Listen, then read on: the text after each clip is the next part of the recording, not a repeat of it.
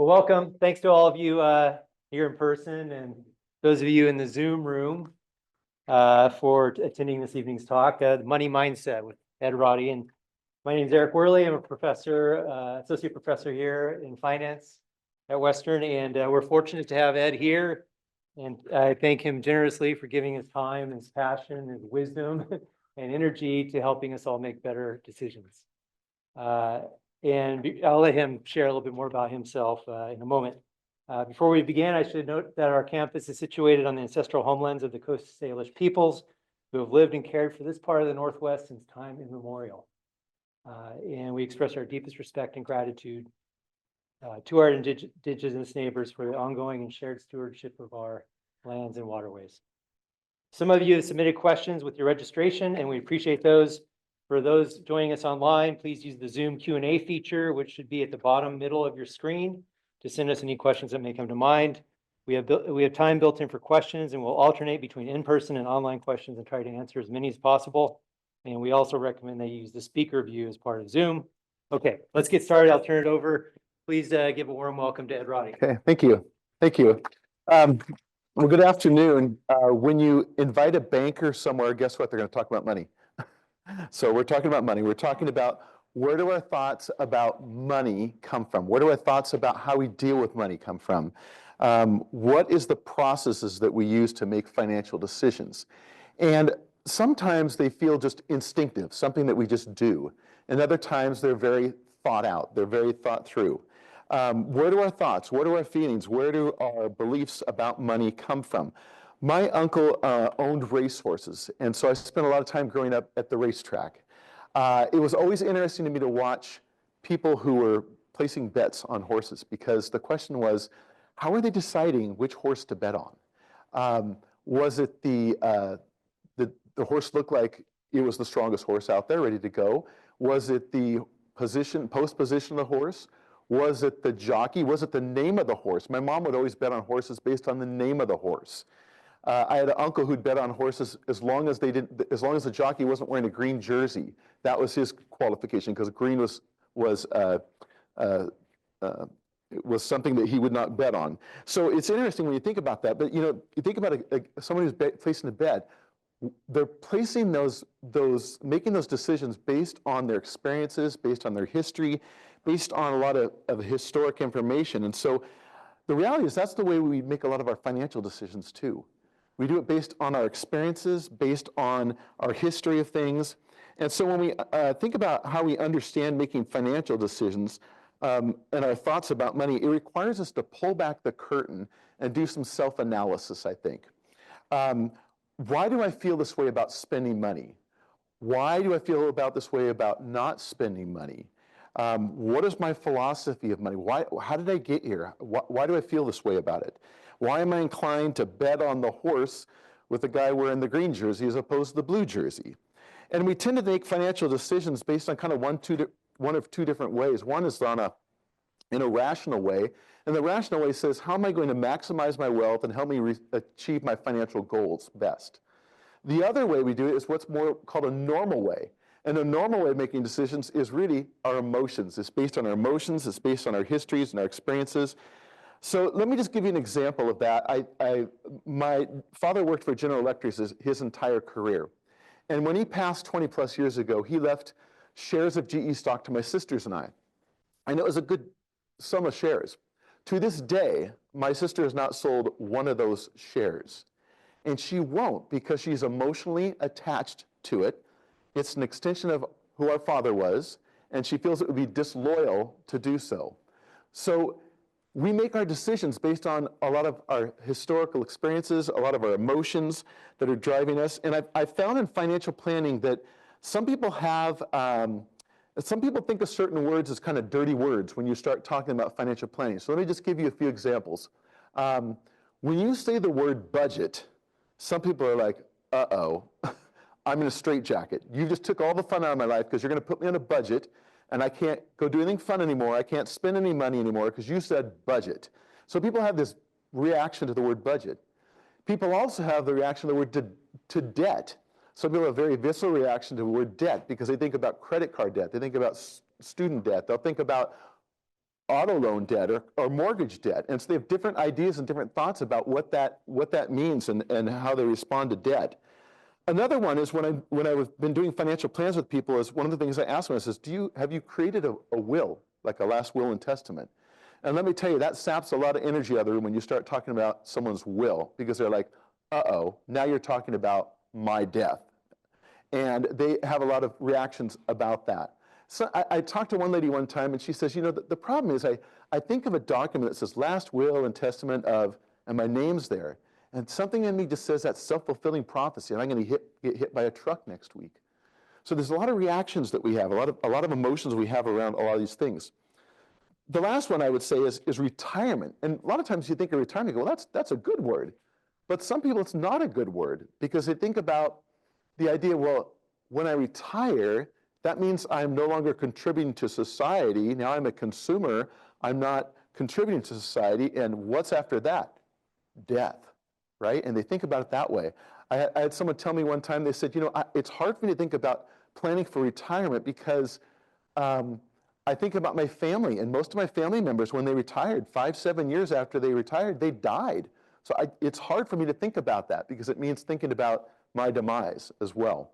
So it's hard for some people to think about certain words and with the triggers that they bring to us. I was meeting with a couple months ago, and I was just doing some volunteer financial planning from them. They're both consultants for nonprofits, and they're both 60 years old. And I said to them, tell me what life looks like in 5 years for you. Tell me what life looks like in 10 years for you. Notice I didn't use the R word. I didn't use retirement because I didn't know what kind of reaction that would get from them. Because some people have this negative connotation about it, and it starts bringing emotions into their mind. But I wanted to know, what does life look like? What does it look like for you as you look down the road? And the role of emotions, comes from our upbringing. It comes from just our cognitive biases that we have about financial decisions. And this whole study is really fairly new in the whole financial planning area. In this field of research, it's not very old. But I want to share with you some information from Dr. Bradley Klontz, who is a financial psychologist. And he's done a lot of work around this area. And he's revealed what he's found were distinct patterns and beliefs about money and how we think about money. He says that it's almost like we have a script or a pattern. So think of an actor in a play or a production. They have a script they're following. And he says we have distinct scripts that we follow as well in our lives. We follow them, and a lot of them are developed very early in our lives, in our early childhood. Some of them are passed down to us by our families as well. And he says that these are what he calls money scripts. And money scripts, he says, are these deeply ingrained beliefs.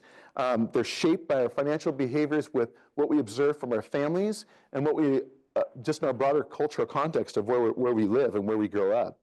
So whether it's the notion of money is the root of all evil, or I have to work hard to earn money, these play a factor in how we view our financial future and how we're going to get there. It really sets the stage for our financial lives. Now, I want you to imagine with me, if you can, an era of what was called the Great Depression in the 1930s. And in the 1930s, you have to remember that everything you owned was very valuable because jobs and money was very scarce. So I was thinking the other day when I was putting my recycle bins out, I looked down the street, I saw all these recycle bins on each side of the street, and I thought, my goodness, someone from the Depression era would look down our street and go, what are you doing? What are you giving away? Because they would look at all those things and say, all those things can be reused. The plastic, the paper, the glass, all those things can be reused, they can be repurposed. I remember my grandparents having a ball of foil, and they had a ball of rubber bands, and I go, Grandma, what's that for? She goes, well, you never know when you're going to need rubber bands or you need extra foil. But that came out of a Depression era, and just how that plays into it. And so you think about that, you think about paper too. I mean, maybe some of you, maybe this is true in your own homes, I don't know. But you go back and look at the dressers of your grandparents, and you pull it out, and they're lined with paper, newspaper, or they're lined with wrapping paper or something, because you didn't throw it away. Everything had a use. And paper was never recycled. It was recycled for the final use, which was probably to burn to keep your home warm. But it was never recycled as we think about that. So you think about that generation and how for a generation, 2, 3 generations, just the ripple that it had on how people think about money, how they think about spending, how they think about savings, and how that affects, how it affected just generations. And even to this day, I think it's still is brought down. My wife was born and raised in Indonesia in a mission family, and so she lived in the center of the island of New Guinea, and they flew in by plane, small plane, in a small village. And so she'd come back to the States every 3 or 4 years with her family, and when they did, her parents would go shopping for clothes, and they'd buy 2 or 3 different sizes of shoes, 2 or 3 different sizes of pants and jackets, because you'd grow into these things while you're overseas, and they just pull out of the trunk when you're ready for the next size. So when she and I started dating, she came back when she was 19 to go to college. She was there her first 18 years of life, other than just coming back for short terms. But she came back, and we started dating, and one of our date nights was making dinner together. And so when we make dinner together, we go to the grocery store. The grocery store was a traumatic experience for her. To walk into a grocery store and look at an aisle, and there's 18 different kinds of pasta noodles. To walk down an aisle and see 20, 30, 40, 50 different kinds of boxed cold cereal, it was paralyzing for her because she never had choices growing up. So to this day, it is still something that affects her in all her decision-making process from her childhood and her cultural experience. Few of us make decisions in just this clinical, cold spreadsheet format. What we do is we make our decisions based on we do it based on watching television. We see a car and go, oh, that's the car I need next. Or we see our neighbors post something about their vacation, and then we start planning for our exotic vacation. So these are the things that the way that we kind of think about how we make our decisions. It's based on our past experiences. It's based on our world view. It's based on our biases. It's based on our pride as well. All these things come into play. So back to Klontz. Klontz has identified 4 different categories that he says are money scripts that we follow in our lives. And we'll take a look at these, and I'll try and flesh these out for you. These are scripts that are not inherently bad or good, and we don't necessarily fall in line with any one particular one, but there's probably one that's pretty dominant for each of us if you look at these. So think of them as really underlying unspoken narratives that we harbor about our money beliefs and the resulting money behaviors that we possess.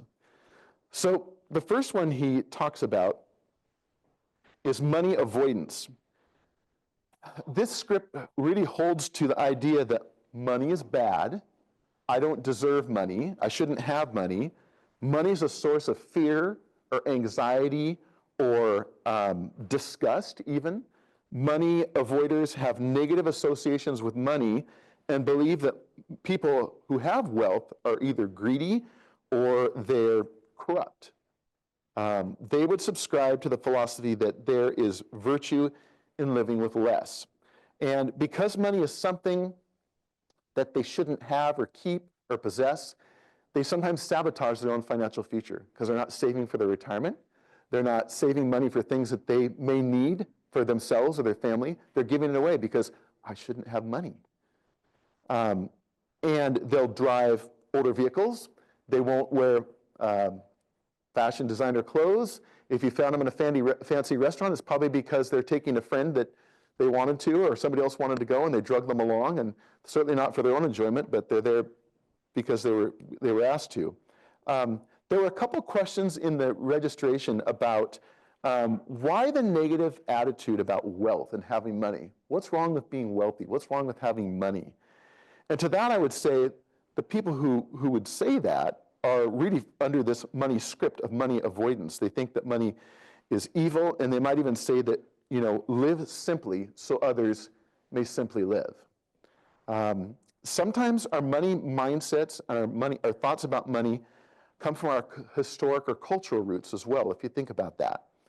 In early cultures and tribes, pooling your resources was not an option, it was a requirement in order to survive. It was a survival aspect. And if you were someone who was hoarding resources, it was a good reason to be exiled from the community, in a sense. So generational expectations can filter down over time. Religious practices like tithing, almsgiving, charitable giving, those can place really heavy obligations on people to think about, I've got to do this because this is what my parents did, or this is what my culture says I have to do. And some people may even feel just that pressure to participate in, certain religious practices, whether it's a pilgrimage or a mission trip. And I just wanted to give you an idea or some samples of just some ideas of some of the things that they may consciously or unconsciously be thinking about in their minds as they go through this. So rich people are greedy. It's not okay to want more. Money corrupts. There's virtue in having less. This is kind of the things that they would be thinking about in their minds, again, consciously or unconsciously. The second one is money worship. Now, this is on the opposite end of the spectrum, okay? These are people who think that money is going to solve all the problems in life. And the challenge they have is that there's never enough. There's never enough money. The house isn't big enough. The RV isn't big enough. The boat isn't big enough. The vacation home isn't big enough. My closet isn't big enough to hold all these clothes I'm buying. And so there's always this idea that I'm not there yet. I've got a ways to go. John Bogle, who is the founder of Vanguard, shares a story about a party that was given by a hedge fund manager, a billionaire with a B, and at the party was Kurt Vonnegut, the author, and one of his fellow authors, and they were talking with each other. And Vonnegut says to his fellow author, he goes, this guy made more money in one day than we made on our last two bestsellers. To which the other author replied, he goes, yes, but I have something that he'll never have, enough. And Vonnegut was struck with just the simplicity and the of that, the eloquence of that word, enough, because those who subscribe to the money worship script, there's never enough. You're never done. Nelson Rockefeller, another billionaire, was asked as well, how much is enough? And he said, just a little bit more. How do you ever get to a little bit more? We don't. The carrot's always out there. You're always pursuing it. So here are some money scripts, some money ideas that would come in the money worship category. It'll make you happier, buys you power, gives you freedom, all these things that they think is going to come with money and the worship of money. The third one is money status. And these individuals, in their script, their philosophy is that they're not so concerned about accumulating wealth and money, but they are concerned about you seeing their wealth. They want you to see what they've got. Their self-worth is tied to the perception of their net worth. And I say perception because a lot of these people in this category shouldn't be buying the things they're buying. They shouldn't own the things they own because they can't keep up. But they're trying to keep up. They're trying to keep up with their neighbor. They're trying to keep up with their social circles. They're trying to keep up with this status idea. So these people often carry credit card debt without, not even thinking about it because they've got to keep up. They're compulsive shoppers a lot of times. I had an attorney I did a financial plan for a number of years ago, and I updated about 5 or 6 times from every year. And he was in his early 50s. He was well in the middle of his career, making good money, and he had credit card debt about $120,000. He had retirement funds, watch this, of about the same amount. And so every year when I met with him to update his plan, I go, we've got to work on this. Yeah, I got to work on this. But he never worked on it. He lived in a neighborhood where he really shouldn't have been living. He belonged to a club that he shouldn't have really belonged to because he didn't have the means to. He had season tickets for a sporting event that he really shouldn't be doing. It was just financially burdening him. And yet, I just couldn't see any way for him how he's going to get out, That's just where he was. But it was important for him to be keeping up, and the status was so important for him. A person who wears a Rolex watch would love nothing more than to pull up their sleeve and tell you what time it is, right? Because they want you to see what they're wearing. We tend to judge wealth by what we see. And these people tend to believe that wearing the costumes of wealth will make them successful or make you think that they're successful. So a couple times a week, my Instagram feed, it pops up. Here's a 25-year-old with a house, a big mansion, and a nice car, and they're rich. And guess what? We can make you rich too. Let me sell you my program, and you could be a millionaire overnight as well. And these are people with just an extremely overinflated money status, money script. And these are some of the things I think that the beliefs that they would think about money. You got to look the part. Your net worth is directly tied to your self-worth.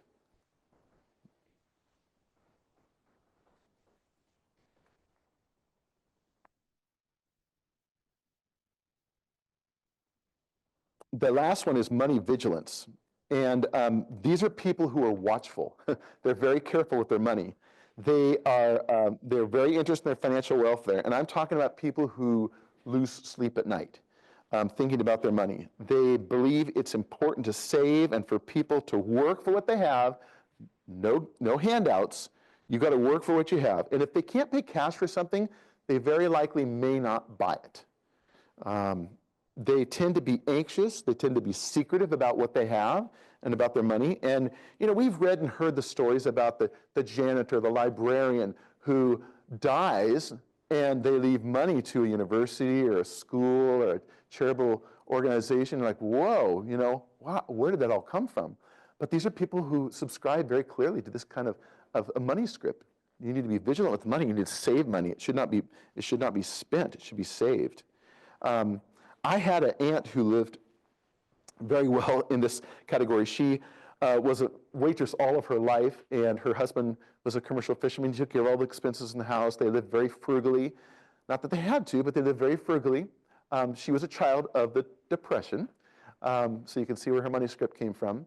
But she decided, I was 10 or 12 years old, and she goes, I'm going to give you an education on saving money and the importance of compounding interest. Okay. So she opens up her passbook, because people kept what they called passbooks at that time, a little paper book. And she showed me she had $81,000 in her savings account. And I thought, wow, what is she going to do with that? She doesn't travel. She doesn't go anywhere. What's she going to do with that? But in her mind, a child with a depression says, you don't spend money. You save it for a rainy day, if you will. There's things to be saved for. And that's what this is saying. These scripts are saying for the money vigilant person. So think about saving for rainy. It's not polite to talk about money. She was very secretive when she told me. She goes, don't tell your parents. I'm going to share this with you. And now I'm a banker. So as you look at these four scripts, where do you find yourself? What is your money script? What phrases jump out to you when we talk about these? Or you look at these and go, yeah, that's me. I understand that. Or these have these internal thoughts. Some of these are internally. Some of these are caught by just your observation of things in life. Some of them are taught to you by someone, and some of them you just think they're things that you think about. And remember, none of these are inherently bad or good. It's just where you are. But I think being conscious of them helps us to recognize, if we're giving into an indulgence, should we be doing that? Or if we're withholding something that could help us financially live a good quality of life, should we be doing that as well? So we need to be mindful of them. If we're mindful of them, they can be helpful for us. If we neglect them, they can certainly be harmful to our financial health as well. The other thing that we have to think about, I think about these four scripts, but I also think about biases that we have as well. And there's a couple here I wanted to mention to you in this study. There was this study done just a couple of years ago, and the question was, what are the biases that your clients have that's holding them back from implementing the financial plan that you've helped them with? So I'm talking about someone who sits with a client and says, let me help you get to retirement. Let me help you get your kids to college. Let me help you, do with this large purchase, whatever you want. And they bought into what the end goal is, but there's a hindrance for them getting an end goal. So the question was, what are the things that are hindering your clients from getting to their goal? And they came up with these three predominant biases they saw. One of them was recency bias. Now, what does that say? That says that you are more influenced by the recent events than you are by historic events or more distant events. And this can be observed easily when you think about the stock market, right? When you think about someone who, you're watching the stock market trend, whether it's up or down, and making decisions based on what's going on. And have you ever heard of a story stock? A story stock is when someone says, hey, I got a story for you about a stock. I was talking to Julie, her mutual fund is up 300% in the last 90 days. That's a story stock. And you go, ooh, I better hop on board. And you jump in there, and you're jumping into the recency of that bias. The recency bias says, I should bet on the horse at the track that won last week and not the horse that won 3 months ago either. That's the recency bias. The second one is the confirmation bias. And the confirmation bias says we have a tendency to selectively seek out the things that will confirm our beliefs, whether they're true or not. We're going to hold to them. And we'll ignore all the noise around us because this is what I believe. And so regardless of what your stripe is or where you're at, you think about the news cycle, and if you listen to only one news station or one news source, and it's the one that leans your bias, guess what? Your bias is going to be strengthened. That is confirmation bias as well. Another one I think about is when you're looking for a new car or something, or a motorcycle or something, whatever it is, and you're looking, oh, that's what I want. And then all of a sudden, oh, there it is on the road. That's the car I was looking at. And then you see another one, and then you see an ad for it. You're like, must be a sign. I'm supposed to buy this car, right? It's the idea that you've confirmed that. That's the confirmation bias. And the third one is loss aversion bias. And that is the idea that we tend to find more pain from a loss than enjoyment from an equal gain. So if I were to ask you to invest $1,000 in a mutual fund or stock or something, and I had you put out 10 $100 bills out here on this table, it's your money, and then I said, okay, and I grabbed 2 of them and I threw them in the garbage, and I says, now your investments have gone from $1,000 to $800. How do you feel? Right? And then I put them back and I go, okay, just settle down, bring you back to normal. Okay, we're okay. And then I add 2 more to you. Now you've got $1,200. Your $1,000 is now worth $1,200. How do you feel now? And then I would ask, what elicits more emotion from you, the loss or the gain? And the reality is, most of us by nature are more averse to a loss than a gain. By nature, we are fearful of losses. I was doing a financial plan for a gentleman who was a consultant, and they said, we're ready for you to retire. Here's $2 million. Have a nice life. And I said, you know, I can help you put together a nice diversified portfolio for that. And he goes, no, that's not going to work. I says, how come? He goes, I wouldn't be able to sleep at night. I go, why is that? He goes, I saw 87, I saw 2000, I saw 2008. I saw people lose money in all those times, and I would not be able to sleep at night if I had money in the market. And he says, I recognize and I understand what I'm giving up by the upside, but I can't do it. And I says, I respect that. I understand that. So 3 biases here, that you should be aware of in your own financial decision making. There's 4 scripts that you think about as well. And you can take Dr. Klotz's 32 questionnaire. I'll give you the link at the end, the last screen here, and take a look at where you're at. Another thing you do is you can do this exercise that the financial mentors have here in the financial literacy department. It's called Habitude, Money Habitudes. It's about 50 some cards, and you go through them. There's different questions that they ask, and it's just something you need to kind of react quickly. You can't think about it too much. I would buy something impulsively, just different things that kind of lays out for you where you fall in the money script, if you will. It doesn't follow scripts, but it follows some different things. Something that any of the counselors can help you with here. When you think about how do we, and you've recognized where you're at, you've recognized maybe some of the barriers that you have. How do we get past those? So what? Where do we go from here? And I would say that I have a couple thoughts that may help you from the hindrances that you have. And these are just my final thoughts. I think that it's important to look at historical trends as a basis for decision making. We can get into trouble when we say, yeah, but it's different this time. And there's trouble there. The cycles of the market, I think, are pretty reliable. I say take a long-term perspective when you're looking at investments. My driving instructor, and I bet yours did too, says when you get behind the wheel, don't look right in front of the car, look down the road.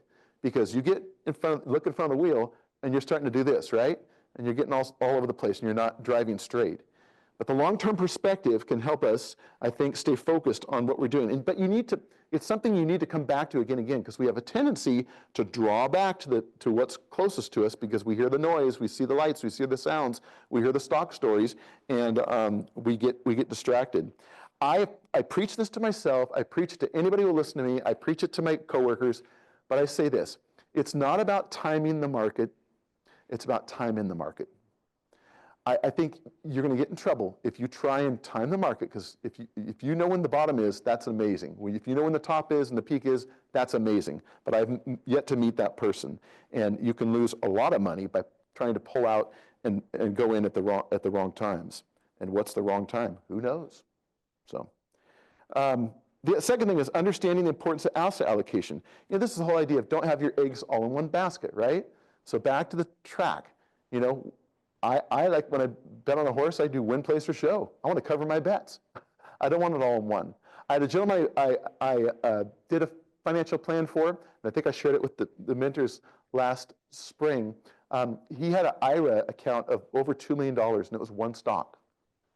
And I said, you need to diversify. Yeah, it's okay. It's going to come back. It's going to come back. It's going to come back. He rode that thing into the ground. I'm not joking you. It went into the ground. His bias towards it was, this is going to come back. How can it fail? And he lost $2 million in an IRA because of it. Asset allocation, I think it's important to remember that. I think the other thing is, talk about increasing humility. You're like, what's that? So, think about that. I think one of the most powerful ways for us to increase our savings is not so much to be saving more money, but is to increase our humility. Do I really need to buy that new car? I've been buying a new car every 5 years, and every 5 years I buy a new car just because. Or do I need to go out to dinner? Do I need to go to that fancy restaurant? Do I need to buy those clothes? Do I need to buy those pair of shoes? That's humility when you say, I don't really need, I want those things, but do I need them? And that's when it comes back to, thinking about where our mind is and where our scripts come from, and what we're thinking through. And that's the whole idea of self-reflect as well. To think about, your self-awareness, just checking in on yourself and stepping back and like, why do I think this way? Why do I think that way about money? Why does this keep me awake? Why doesn't this keep me awake? Whatever it may be. And then the last one is just accountability. If you are a student here, I just highly recommend you use the resources here, the financial literacy team, because they're great people. They want to help you. If you're not a student, I think it's important to find a financial advisor or a financial planner. Full disclosure, I'm not one anymore. I have nothing to sell you. I'm just giving you my advice here. But I think that it's important to interview 2 or 3, maybe 4. And don't just pick your neighbor's cousin. Don't pick the first person that knocks on your door or sends you something in the mail. I think it's important. If you're talking about your financial future, you want to make sure they have your interest in mind. So interview them, ask them questions about how are you compensated? What is your areas of expertise? How would you, what kind of investments would you put me in? I think those are all important things to think about. So those are kind of my final thoughts on that. I will open up to questions, but I just want to tell you about a couple of resources here. Those are some of the references I use, but these are a few books I really like. One is Ernst & Young's Personal Financial Planning Guide. It's a great book, particularly if you are I'd say post-college, you started your career, or maybe later in your career, maybe approaching retirement. It's a great resource about everything from a will to estate planning, to thinking about how you're going to pass your wealth, raising a family, buying and selling a house, all those things. I think those are important. This one's a good one as well, Wall Street Journal, the Complete Money and Investment Guidebook. This is a good one. It's like, what's a stock? What's a bond? What's a mutual fund? What's a unit trust? But just things like that. And it's really good. It's not dumbed down. I wouldn't say that. It just speaks to you kind of at street level, which I really like. One of my favorite books is this one called Money Rules. And Money Rules is a book of, how many are there? Like 90 some different little tidbits. And it's, I use this with college students, and I ask them, I go, give me a number between 1 and 90. And they look, okay, so 38, pay bills as they come. And it just talks about, just little tidbits that are good. Or a little book that you can pick up either for yourself or your kids or grandkids or something. It's a great little resource, just good little nuggets of information. This one, don't be deceived by the title. It says High School Money Book.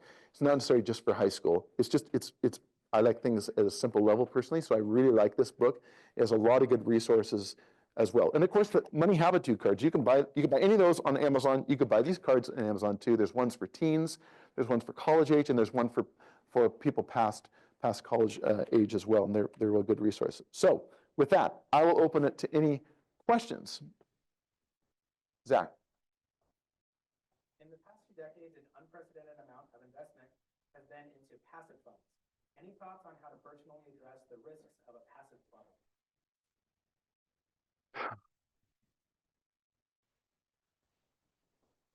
No.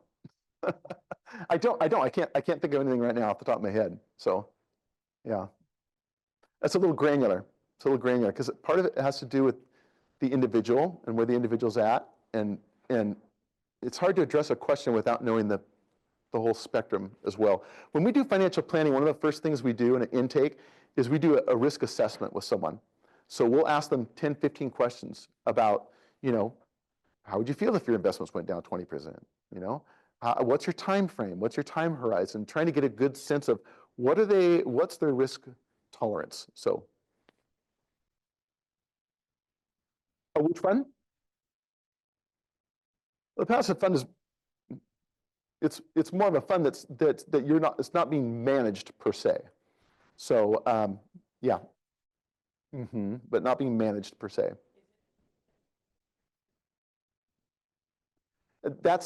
Yes, that's part of it. Yes. Pardon? Typically, yeah. Oh, I'm sorry. The question was, what is a passive fund? And yeah, sorry. Yeah. Any other questions?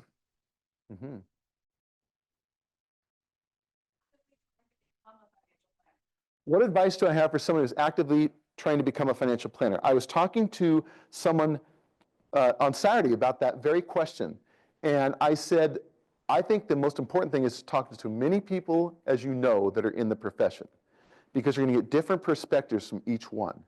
And you're also going to see a different practice from each one. A lot of them are different, They do different things. Some people are strictly planning. Some people are planning and investment. And so I think it's good to talk to as many people as you can. So meet with someone and say, who else would you recommend I talk to? Can you give me 2 or 3 more people? That kind of starts opening your door to getting some more opportunities to talk to different people.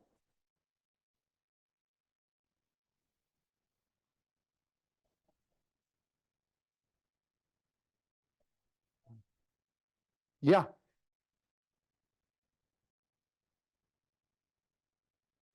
It's a good question, and I think it does involve some personal counseling. It really does, because one, what kind of income do they have now that they're out of college? Are they making 40,000? Are they making 130,000? And then I think that a planner can help them kind of set up a plan for how to work through that. Does it make sense to consolidate debt? Maybe, maybe not. You have to look at different plans. There are different plans that you can consolidate debt, but some of them are kind of, they're out for themselves, and they're looking for money in the consolidation, not looking to your best interests per se.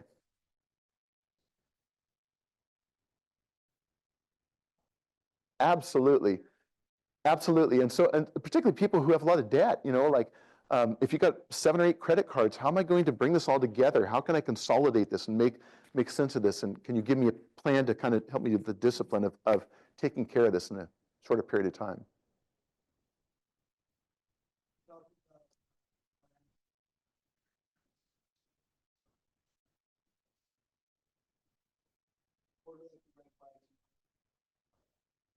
What are the red flags for financial advisors that may be trying to push a product? Is that what you're asking? And their own money interest? Their own interest?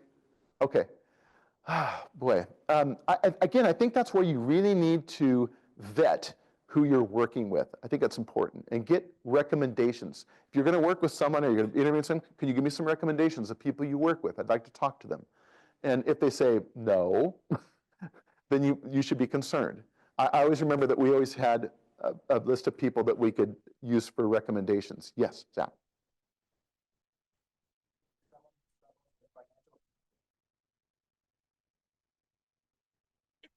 That they have financial humility? Do you know what's behind that question? I think that, again, I think that's more of a counseling type of a scenario where someone needs to be helped. I talked about sometimes they sabotage their own financial future, right? Because they're giving money away, or they think money is not something to be held, or something not to be talked about. But at some point, they need to understand that they need to be, taking care of themselves financially as well. So I think it's definitely a counseling type of a role that needs to take place for that person or those people.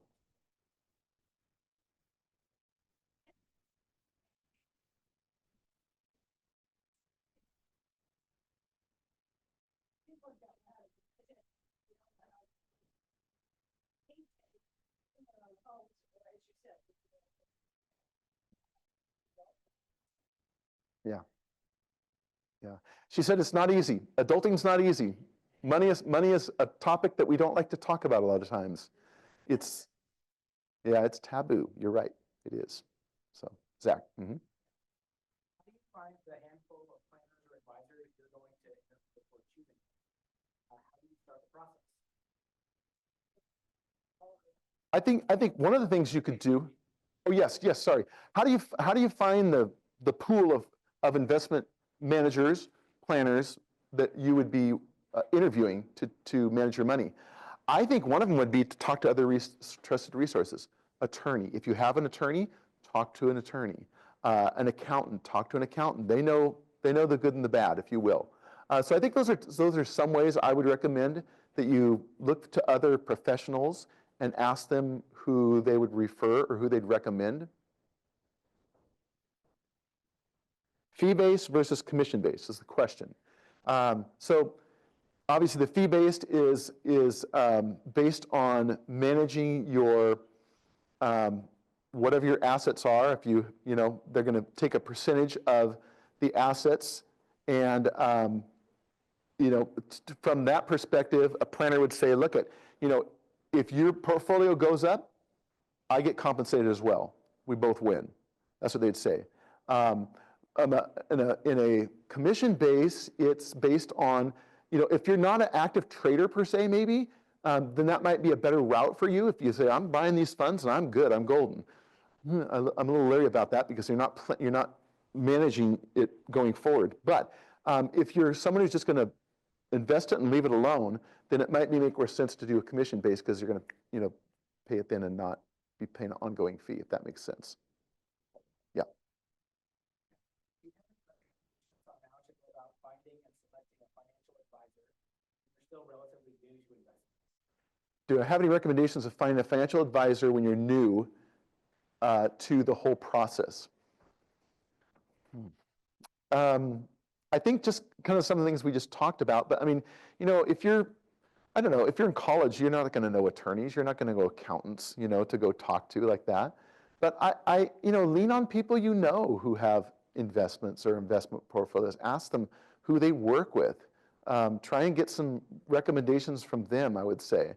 Yeah, I guess that's what I'd say. Maybe you should start saving for retirement. What's the good age to start saving for retirement? As soon as you can. When I graduated from Western, I started at what at the time, if any of you have been around long enough, was Bellingham National Bank, which was a community bank here.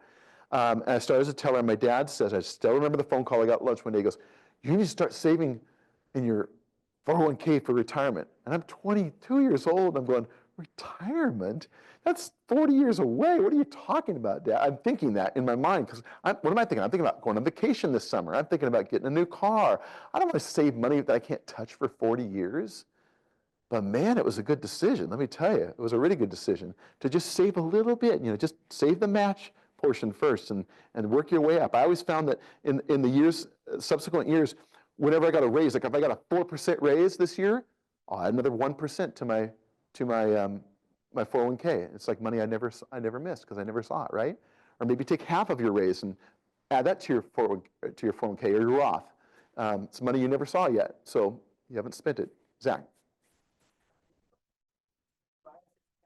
Yep. Recency bias is saying that it's whatever's happened most recently. The recent events are what's dominant in your mind as opposed to historic events. So just think about, looking at market trends, if there's something going on, if the market's tanking, if the market's taking off, and you're trying to find that stock or that fund that people are talking about that's hot, and you're trying to get it. That is more of a recency bias, I would say. Anything else? Yeah.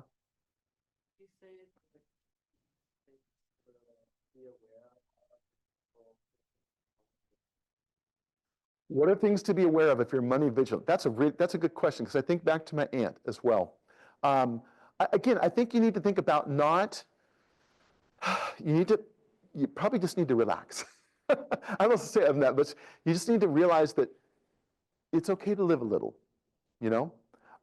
unless you have purposes for that money. And some people have purposes for that money. They're going to pass it to their kids, their grandkids, or they have something benevolent they want to do with that. But if not, if you just have this idea that something might happen, I think that you need to kind of step back. And again, that's where accountability can come into play as well, is to have someone who is outside your mind and your head and your mindset to help you. I have a financial advisor. Why? Because I need him to talk me off the cliff sometimes. I need it myself because we have our mindset. We have our money mindsets and our biases that we go to all the time. And we just need to step back and say, okay, what's going on here? What am I thinking? Why am I thinking this? What's my rationale?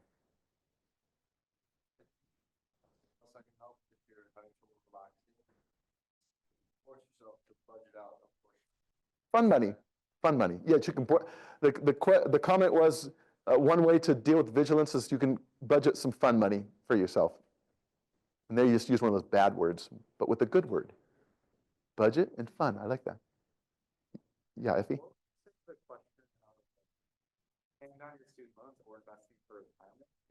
Oh, that's a tough one. What do you say to paying down student loans and putting money towards retirement? That's so hard right now with what's going on with student debt relief. My daughter's a nurse. She's 6 years in. And at 10 years in, there's things that have been going on. If you've been practicing for 10 years, there's some debt relief, and she's like, do I pay it off or not? And I go, honestly, I don't know what to tell you. Honestly, that's a really interesting question. It's hard to know which way to push on that.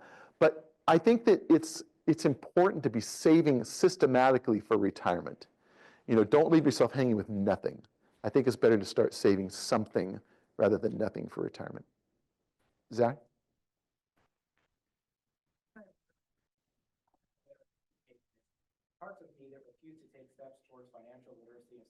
Yeah, I think that goes back to accountability. You need someone outside your head that can help you think through these things. Help you think, why do I think these things? Where does that come from? And, this is a great place to start right here. Just these little habitude grids. I have them down here, but you can look at them. It's a great way, and work with someone who can help counsel you, help you think through, why do I think the way I think? So. Exactly. Right. What I like about this program, I'll tell you just from an adult perspective, is that you can go talk to a peer. You don't have to have a parent wagging their finger at you and telling you shouldn't do this or you shouldn't have bought all those credit cards and stuff. But you have someone as a peer who can speak to you on your level and hopefully give you some good advice and good direction. So. Okay. I do want to point out, I mentioned our peer controller. Grab one of the dollar bills and there's QR codes for making appointments with them. Please stand up. That's not all. We've got others too.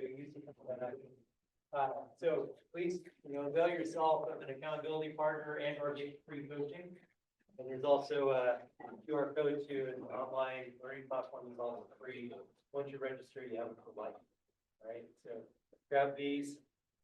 Zach, go ahead, another question. Oh yeah, another question. Do you have to know why you think a certain way about money, or is it sufficient to understand in which way do you think about money? Do you have to know why you think a certain way about money, or is it sufficient to just know that you think a certain way? Is that the question? I don't think you need to know why. We instinctively want to know why. It's like, why do I think that? Where's that come from? But sometimes you may not know, but as long as you know it, then you can address it and deal with it, right? And identify it. If you identify it, you can deal with it. You don't necessarily need to dig it all up if you can't. So.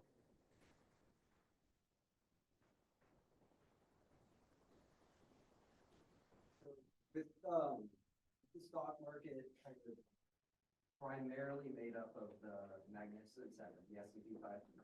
So NVIDIA, Microsoft, Apple, Google, that whole batch. Is it necessarily worth investing in the stock market right now, or would it be better putting your money into something like treasury bonds where you get that guaranteed 5% or so return? Yeah. While you wait for the situation to kind of become more approachable with the actual stock. Should I be investing in the market now, or should I wait and maybe go treasuries and wait till things maybe settle down or things shake out? Again, I think it's difficult to try and time the market. And I always feel like it's good to own, I mean, even my 401k, I own S&P 500. I think it's a good way to have a good diversification and broad, not all of it, but a good portion of it is. And I just think it's a good way to have a good diversification within your portfolio. I think that if we're trying to read the market or read the tea leaves, it's going to be tough to figure out when to do that. So I say, jump in. We're dollar cost averaging. Pardon? Dollar cost averaging. Dollar cost averaging, yes. That's a good idea, yes. Yep. Anything else? All right. Yep.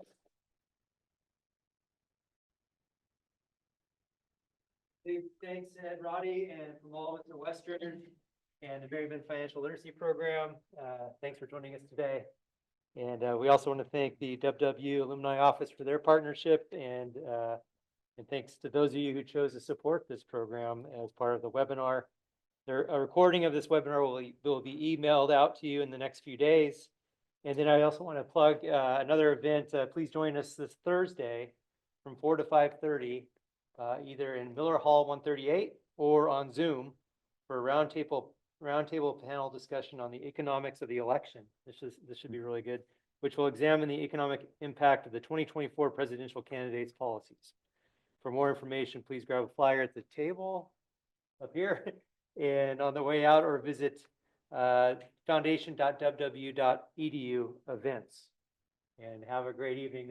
There's pizza, there's goodies, giveaways up here, and of course flyers for the roundtable discussion on the presidential election. So thank you all for coming. Appreciate it.